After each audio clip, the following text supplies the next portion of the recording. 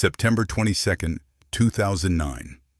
A date etched into the collective memory of a small Colorado community, yet its full, horrifying meaning would remain obscured for a decade and a half.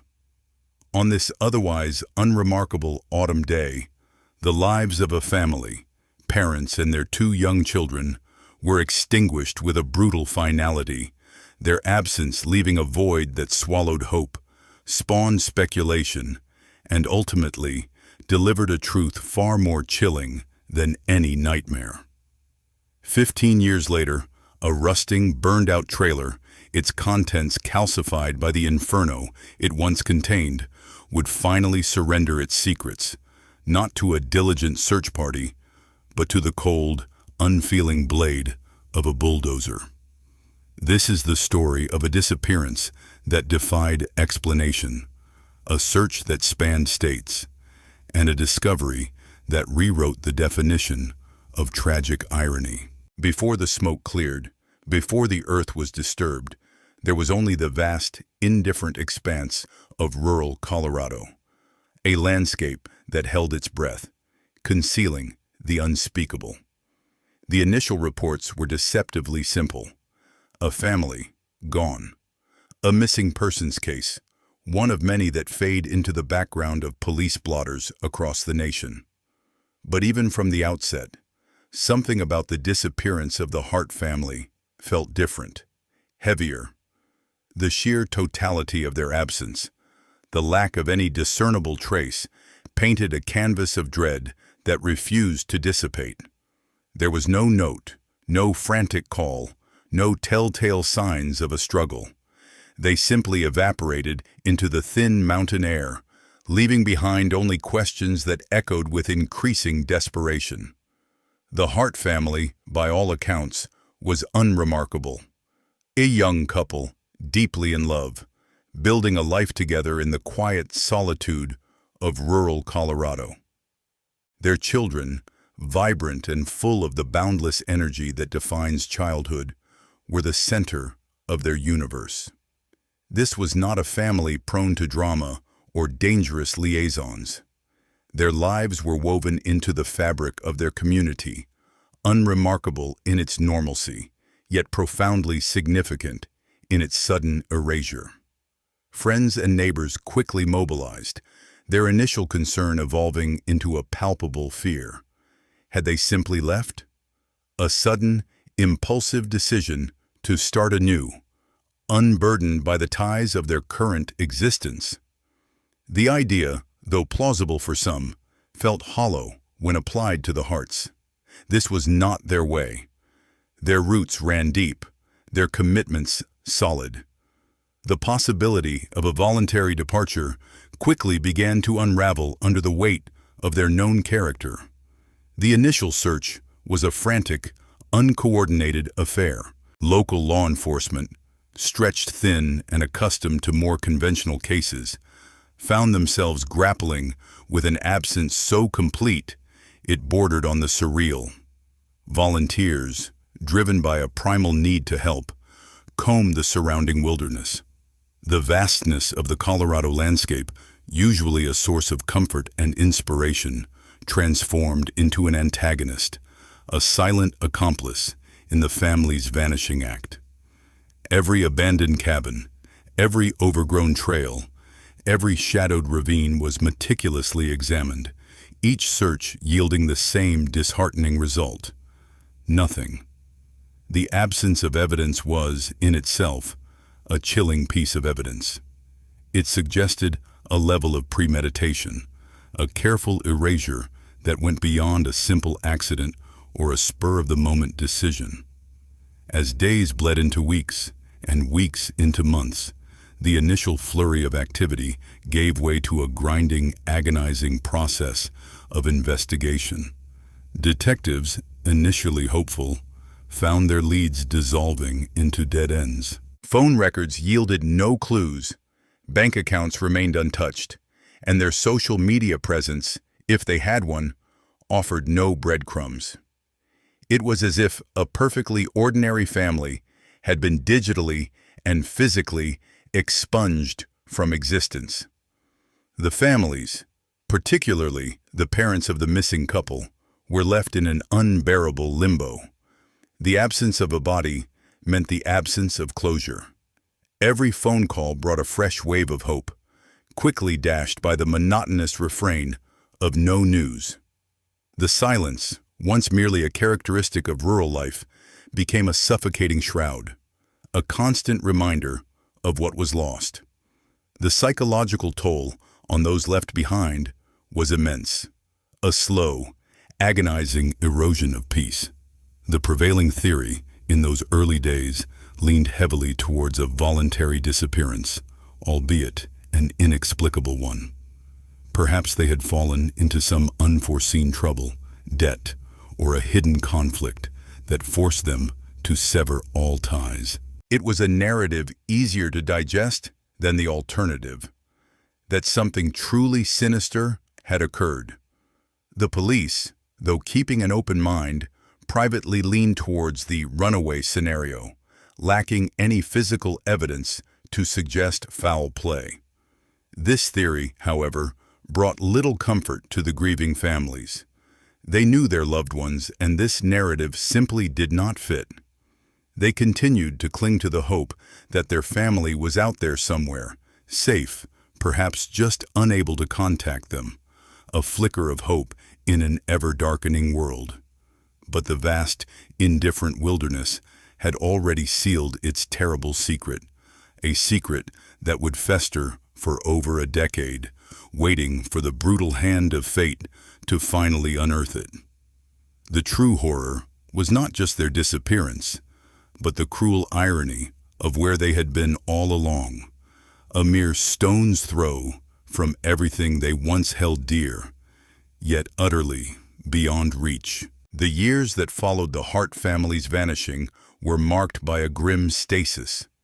The case, once a local sensation, slowly receded from public consciousness, becoming another cold file in an already overburdened police department. Yet for those who knew and loved the Harts, the passage of time did little to dull the ache of their absence. Their images, once vibrant and alive, began to take on the sepia tones of old photographs, memories treasured, yet increasingly painful. The children's birthdays came and went, milestones that should have been celebrated with cake and laughter, instead marked by quiet grief and unanswered prayers. Each holiday season was a fresh wound, a stark reminder of the empty chairs at the table. The parents of the missing couple, now grandparents robbed of their grandchildren, grappled with a unique form of torment, the enduring uncertainty. Was their son and daughter-in-law alive? Were their grandchildren safe? Or had they met a tragic, violent end? The not knowing was a burden far heavier than definitive grief. It was a constant, gnawing uncertainty that permeated every waking moment. Investigators, though constrained by resources and the lack of new leads, never fully closed the book on the Hart case. Periodically, a new detective would review the file, hoping a fresh pair of eyes might spot something previously overlooked. But each review ended with the same conclusion: no new evidence, no fresh avenues of inquiry. The initial theory of a voluntary disappearance, while never fully satisfying, continued to be the default explanation simply because there was nothing to contradict it. Without a crime scene, without witnesses, without any physical trace, the case was destined to languish in the purgatory of missing. The vastness of the wilderness, which had initially swallowed them whole, now served as an insurmountable barrier to discovery. It became a metaphor for the mystery itself, boundless, unyielding, and ultimately ungiving. The property where the Harts had lived, a modest parcel of land bordering the expanse of the Colorado wilderness, remained untouched for a time, a silent monument to their absence. Eventually, as is often the case with such tragedies, it was sold. New owners, unaware of the property's grim history, moved in, seeking a quiet life amidst the natural beauty. Life, in its relentless march forward, had begun to erase the physical traces of the family, even as their memory persisted in the hearts of those who loved them. The mobile home they had called their sanctuary stood empty, then was eventually rented out, its walls no longer echoing with the sounds of their lives. A quiet transformation, almost imperceptible, was slowly taking place, obscuring the physical remnants of their past. Years turned into a decade, and then beyond. The children, if they were alive, would now be adults. The hope that once flickered, however dimly, had all but extinguished for many. Yet a stubborn core of belief remained within the families, a desperate refusal to accept the worst without proof. They clung to the notion that one day a phone call would come, a knock at the door, a sudden revelation that would bring their loved ones home. It was a fragile hope, sustained only by the lack of any alternative, a testament to the enduring power of love and denial. The psychological weight of this prolonged uncertainty is difficult to fathom. It is a grief that cannot be fully processed, a wound that refuses to heal because the cause of the injury remains unknown. It is a purgatory of the mind, a constant battle between what one fears and what one desperately hopes for. Then, 15 years after the hearts vanished without a trace, the landscape itself began to shift. The property, having changed hands multiple times, was slated for a new development project. Bulldozers arrived, their metallic claws tearing into the earth, their powerful engines roaring to life, oblivious to the silent, terrible history embedded beneath the soil. It was a purely utilitarian act, a simple clearing of land for progress. The crew worked diligently, tearing down dilapidated structures, uprooting old trees, and preparing the ground for a fresh start. No one expected to find anything other than the detritus of forgotten lives, the usual remnants of human habitation.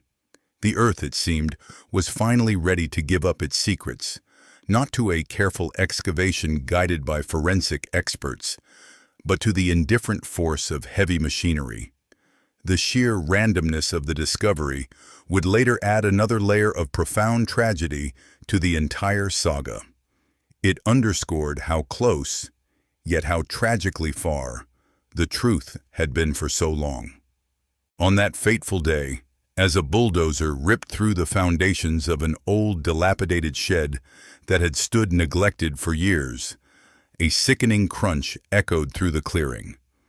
The operator, accustomed to the sounds of splintering wood and crumbling concrete, knew instinctively that this was different. The resistance was unnatural, the sound distinctly metallic, followed by the acrid smell of burnt material. He brought the machine to a halt, his curiosity piqued by the unexpected obstruction. What he saw next would forever haunt him, and forever change the narrative of the Hart family disappearance. Buried beneath layers of overgrown weeds and discarded debris, half submerged in the earth, was the rusted, mangled shell of what appeared to be an old travel trailer. Its exterior was scorched black, twisted and buckled by an intense fire, its original color long since obliterated. It was a ghost of a structure, barely recognizable, a testament to the destructive power of flame and time. The air around it hung heavy with the scent of decay and burnt metal, a smell that spoke of violence and finality. The operator, though unnerved, initially assumed it was just an abandoned, fire-damaged relic, perhaps dumped on the property years ago and forgotten. He called his supervisor, reporting the unusual find, a mere inconvenience in the grand scheme of the development project. But as they cautiously approached the mangled wreckage, a chilling realization began to dawn. The scale of the burn, the complete devastation of the interior, suggested something far more sinister than a simple discarded trailer. The metallic glint of something embedded in the charred remains caught the supervisor's eye, and a wave of cold dread washed over him. The discovery was no mere obstruction. It was a tomb, and the contents within, when finally revealed, would shatter the long-held assumptions about the Hart family's fate, proving that sometimes the most horrific truths are hidden not in the vast, unknown expanses, but right beneath our feet, waiting for the earth to surrender its terrible burden. The silence of the wilderness had finally been broken, not by the cries of the missing, but by the groan of machinery, revealing their ultimate resting place. The immediate aftermath of the discovery was a maelstrom of activity. The development site, once a scene of methodical construction, transformed into a meticulous archaeological dig. Law enforcement, initially approaching the rusted trailer with the detached professionalism of standard procedure, soon realized the immense gravity of the situation. The scorched remains of the trailer were not merely a discarded piece of junk. They were a crucible, a silent witness to a horrific event. Forensic specialists were called in, their expertise crucial in sifting through the layers of ash, twisted metal, and calcified remains. Every fragment, every sliver of bone, every piece of melted plastic held the potential to unlock a piece of the puzzle that had tormented a family and baffled investigators for 15 years. The air, already thick with the smell of decay, now carried the heavy weight of anticipation and dread. The initial examination of the trailer revealed a scene of absolute devastation. The fire had been intense, burning for an extended period, reducing nearly everything inside to ash and unidentifiable char. The metal frame itself was severely compromised, warped and buckled, an indication of the extreme temperatures it had endured. The earth beneath and around the trailer showed signs of prolonged scorching, suggesting the fire had raged for hours, if not days, before finally consuming itself. This was no accidental blaze, no minor electrical malfunction. This was an inferno, deliberate and destructive, designed to erase, to obliterate.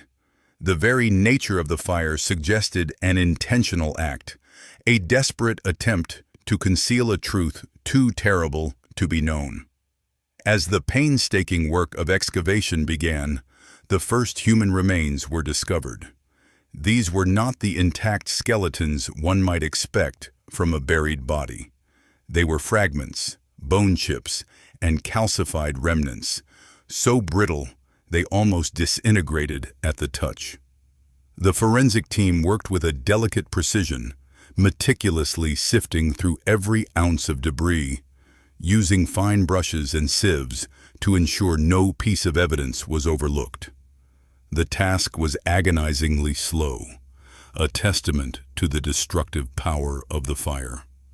But with each fragment identified, with each tiny piece of bone carefully catalogued, the horrific reality began to solidify. The absence of the Hart family was not a mystery of disappearance. It was a tragedy of murder and concealment. The remains, though fragmented, were undeniably human, and in numbers that correlated chillingly with the missing family. Deeper into the wreckage, amongst the charred debris, other items began to emerge, remnants of lives abruptly ended. A child's toy, melted and distorted but still vaguely recognizable, sent a jolt of despair through the investigators. A woman's pendant, its chain broken, lay nestled amongst the ashes, its once gleaming surface now dulled by soot. And then, a crucial discovery. the distinctive antenna from a CB radio, a model known to have been owned by the missing father. This was the irrefutable link, the undeniable proof that the trailer, this horrifying tomb, contained the remains of the Hart family. The implications were staggering. For 15 years, the family had been considered missing, potentially alive, simply gone. Now, the truth was laid bare. They had been dead all along, their final resting place a mere stone's throw from their home, concealed by a fire, and buried by the indifferent passage of time. The forensic analysis continued, pushing through the emotional weight of the discovery. Dental records, even with the extensive damage, provided definitive identification for the two adults. The children, due to their age and the severity of the fire, were more challenging. However, DNA analysis, utilizing the most advanced techniques available, confirmed what everyone now knew with a sickening certainty. All four members of the Hart family were present in the charred remains of that buried trailer.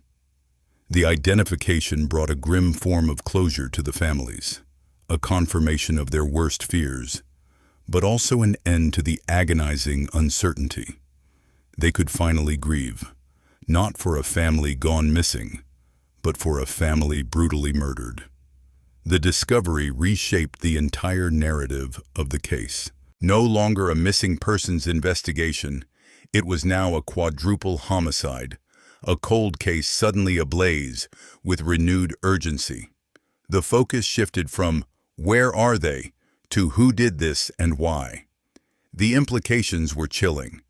The killer, or killers, had not only ended 4 lives, but had successfully concealed their crime for 15 years, allowing the families to suffer in a cruel limbo of hope and despair. The news of the discovery reverberated through the quiet Colorado community, shattering the illusion of peaceful small-town life. The initial shock quickly gave way to a potent cocktail of grief, anger, and a desperate need for answers. Who could have committed such a heinous act? And how had they managed to keep it a secret for so long, right under the noses of everyone? The long-held theories of voluntary disappearance crumbled, replaced by a much darker, more menacing reality. The image of the Hart family, once figures of quiet tragedy, now became symbols of a profound injustice. The very ground they walked on, the community they called home, was now tainted by the knowledge that a killer had walked among them, unpunished, for 15 years.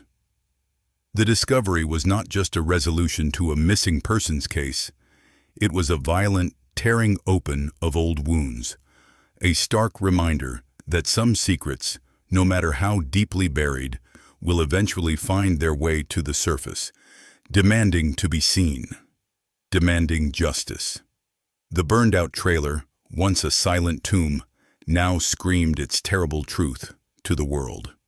With the identities of the victims confirmed, the investigation pivoted sharply from a missing persons case to a complex homicide inquiry. The grim task now was to understand how the Hart family met their end, and more importantly, who was responsible. The discovery of their bodies in a burned trailer, buried on their own property, painted a stark picture of a deliberate act of concealment, a desperate attempt to erase the crime. The fire itself became a crucial piece of evidence, demanding careful analysis.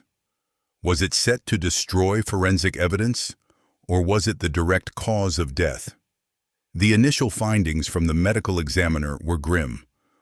All 4 individuals had suffered severe trauma inconsistent with the fire alone. This immediately shifted the focus towards murder before the fire, suggesting a calculated, brutal act of violence. The fire, therefore, was a secondary crime, a desperate attempt to mask the primary one. The meticulous examination of the trailer's remains continued, now with a singular focus on recovering any evidence that might point to a perpetrator. Detectives theorized that if the fire was an attempt to destroy evidence, then the killer might have left something behind in their haste. Even the smallest fragment, the tiniest fingerprint, or a single drop of unburnt accelerant could provide a lead. Every piece of charred debris was painstakingly analyzed, every buckle in the metal frame studied for clues.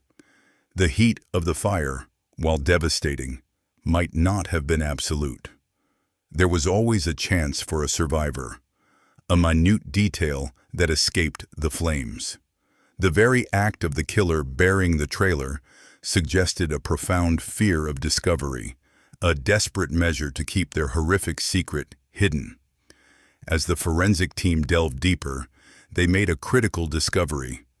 A rusted, corroded arrowhead, unlike any modern hunting implement, was found embedded in one of the wooden beams near where the adult male's remains were found. Its presence was baffling. An ancient weapon or a symbolic one? Its significance was immediately recognized as potentially pivotal, a bizarre and anachronistic piece of the puzzle. Initial speculation leaned towards some sort of ritualistic killing, or perhaps a bizarre personal vendetta that involved such an unusual weapon. The arrowhead, carefully extracted and preserved, underwent immediate analysis. Its material composition, its age, and any potential trace evidence on its surface could unravel a deeper layer of the mystery. This was no ordinary murder weapon, and its presence hinted at a narrative far more complex than a simple crime of passion. The police began to re-interview everyone connected to the Hart family.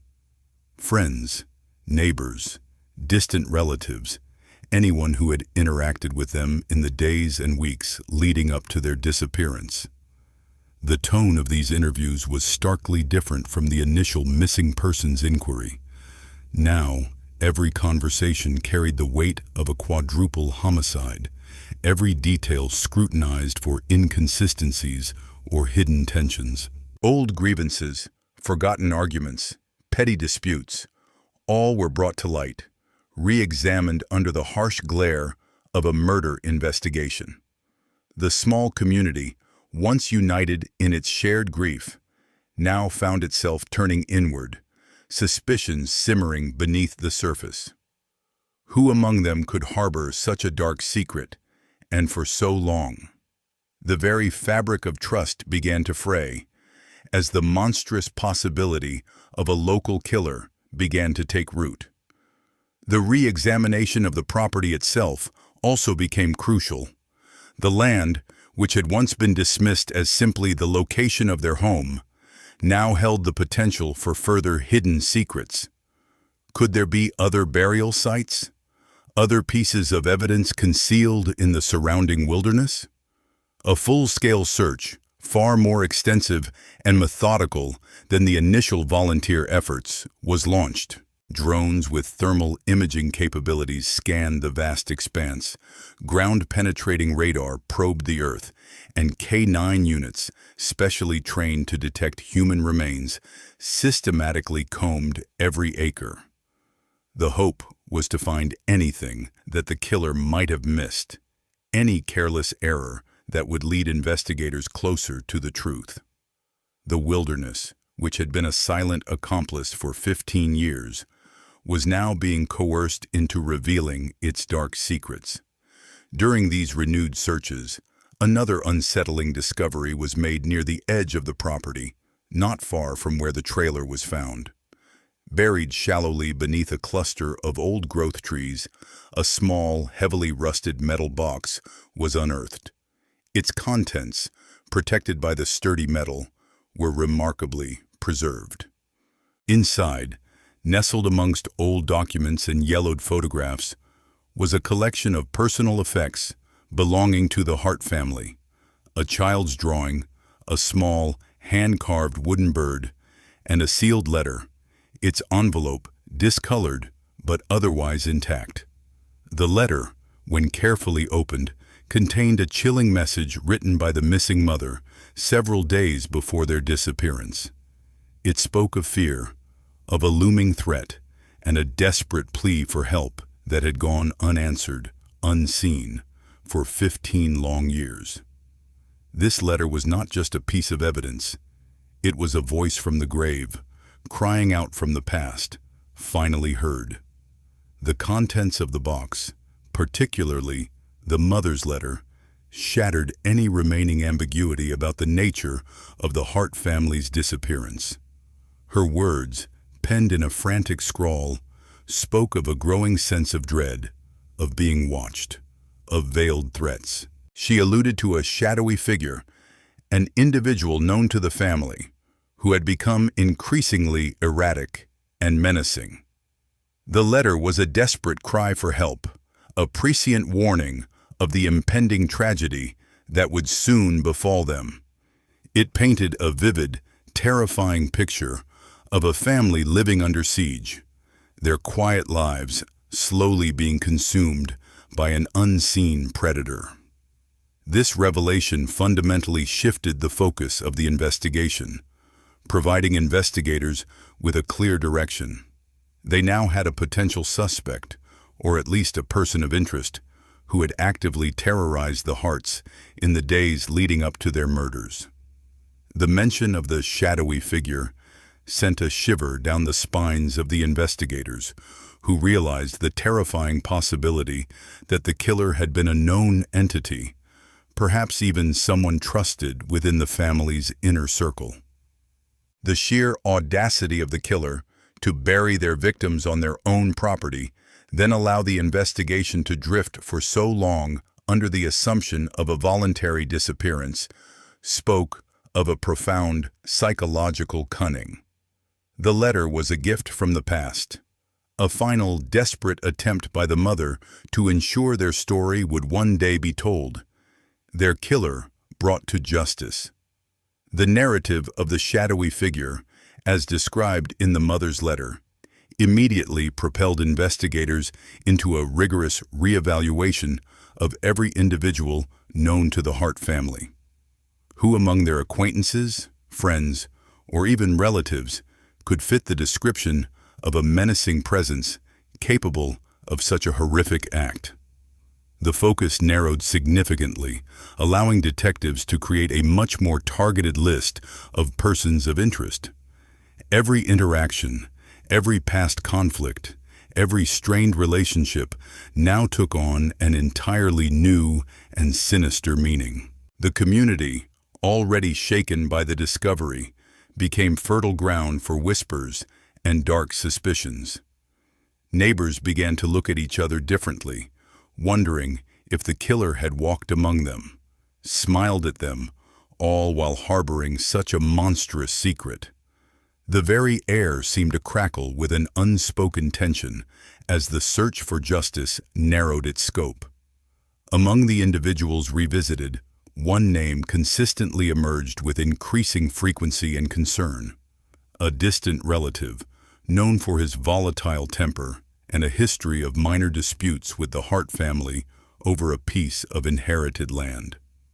This relative, a man named Silas Thorne, had been interviewed briefly during the initial missing persons investigation, but his alibi had been vague, and he had been quickly dismissed as simply a cantankerous individual. Now his name resonated with a chilling significance. The disputes over the land, once considered trivial, now provided a plausible motive. The mother's letter, though not explicitly naming him, described a figure whose actions and demeanor closely mirrored Silas's known behavior. This was the first concrete lead in 15 years, a flicker of light in the profound darkness that had enveloped the case. Detectives, armed with this newfound information, approached Silas Thorne with a renewed intensity. His initial alibi from 15 years prior, which had been accepted without rigorous scrutiny, was now dissected under a microscope. It quickly began to unravel.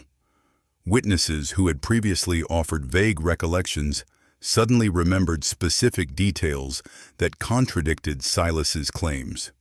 Furthermore, neighbors from the old property recalled seeing Silas's truck near the Hart residence in the days leading up to their disappearance, an observation that had seemed innocuous at the time, but now screamed with a terrible significance.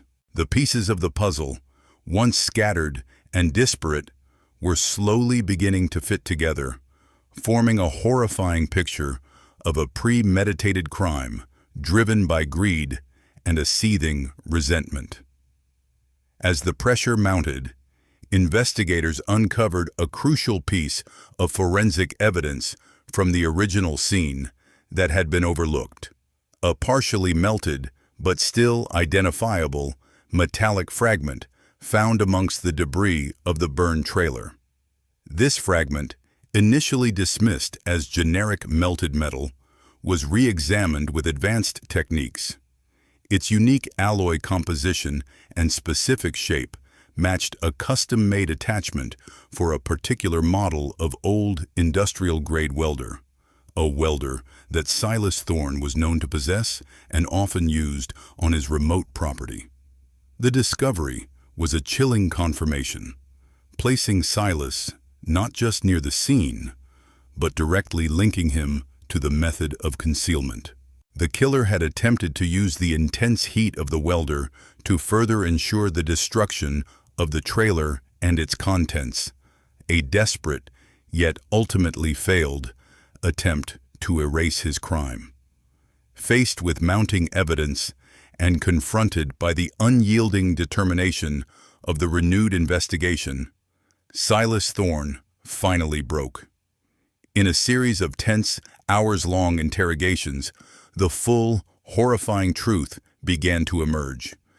Driven by a bitter resentment over the land dispute and a growing paranoia, he had meticulously planned the crime.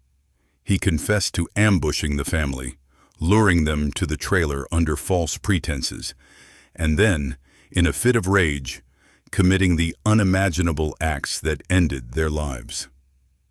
The arrowhead, it turned out, was not an ancient weapon, but a brutal, primitive instrument he had crafted himself, a grotesque symbol of his twisted vengeance. He then dragged their bodies into the trailer, set it ablaze with accelerant, and buried it, convinced he had erased all traces of his crime. His confession detailed the chilling steps he took to cover his tracks, the calculated precision with which he orchestrated the disappearance, and the smug satisfaction he felt for 15 years, believing he had outsmarted everyone. The confession sent shockwaves through the community, confirming their darkest fears and exposing the depravity that had festered among them. The relief that Silas Thorne was finally brought to justice was tempered by the profound sorrow of knowing the depth of their loss. The Hart family, once just a missing persons case, was now seen for what they truly were: innocent victims of a brutal, cold-blooded murder. The story of their disappearance, once a lingering mystery, was now a horrifying testament to human cruelty and the enduring power of secrets to hide in plain sight. Silas Thorne was subsequently charged with 4 counts of murder. His confession, combined with the overwhelming forensic evidence, ensuring a swift and decisive legal process. He was found guilty and sentenced to multiple life terms, a just, albeit delayed, retribution for his heinous crimes. The community, once a quiet, idyllic haven, was forever changed by the revelation. The sense of security, once taken for granted, had been irrevocably shattered. Yet amidst the pain and the profound sense of loss, there was a measure of peace. The Hart family had finally been found, their story told, and their killer brought to justice. The buried trailer, once a symbol of agonizing uncertainty, became a grim monument to a truth finally unearthed. The years of speculation, the lingering doubts, the heartbreaking limbo had finally come to an end, albeit with a truth more devastating than any had dared to imagine. The memory of the Hart family, once overshadowed by the mystery of their disappearance, was now honored with the tragic clarity of their ultimate fate. Their absence had been a long, silent scream, and after 15 years, the world had finally heard it. Their story serves as a chilling reminder that some secrets, no matter how deeply buried, will eventually surface, demanding to be seen, demanding justice, and forcing us to confront the darkness that can lurk beneath the most ordinary of facades. The quiet Colorado landscape, which had held its breath for so long, finally exhaled, a collective sigh of grief and an enduring testament to the relentless pursuit of truth. The final chapter of the Hart family saga, while bringing a brutal form of closure, left an indelible mark on the community and resonated far beyond. The discovery of their bodies and the subsequent confession of Silas Thorne did not simply close a case. It forced a re-evaluation of how such a tragedy could remain hidden for so long, right under the nose of a seemingly peaceful rural existence.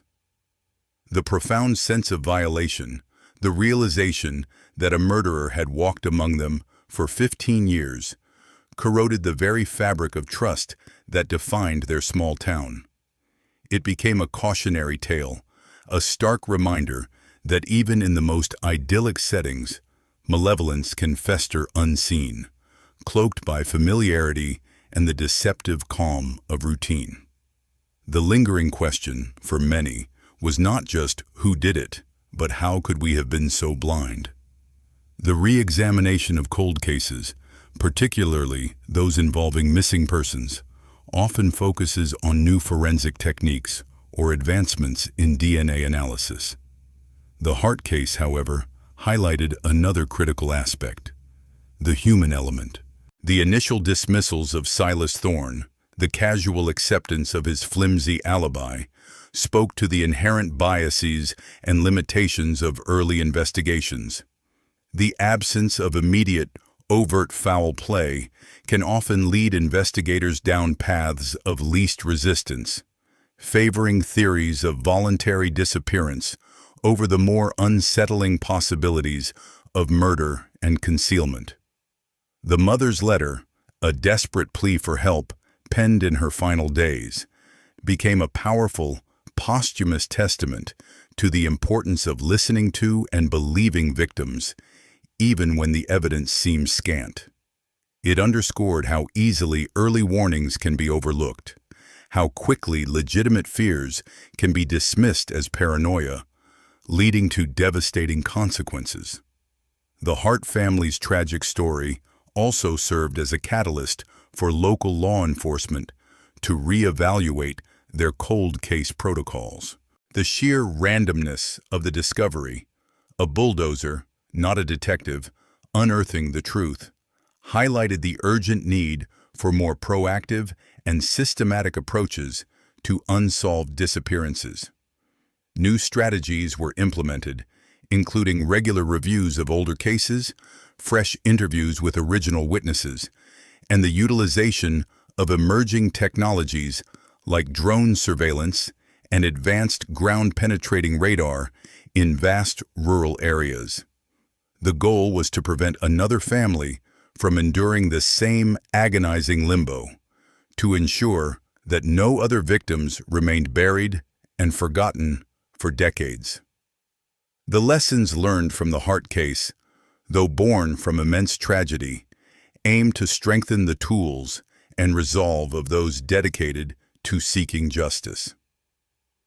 For the surviving family members, the conviction of Silas Thorne brought a complex mix of emotions.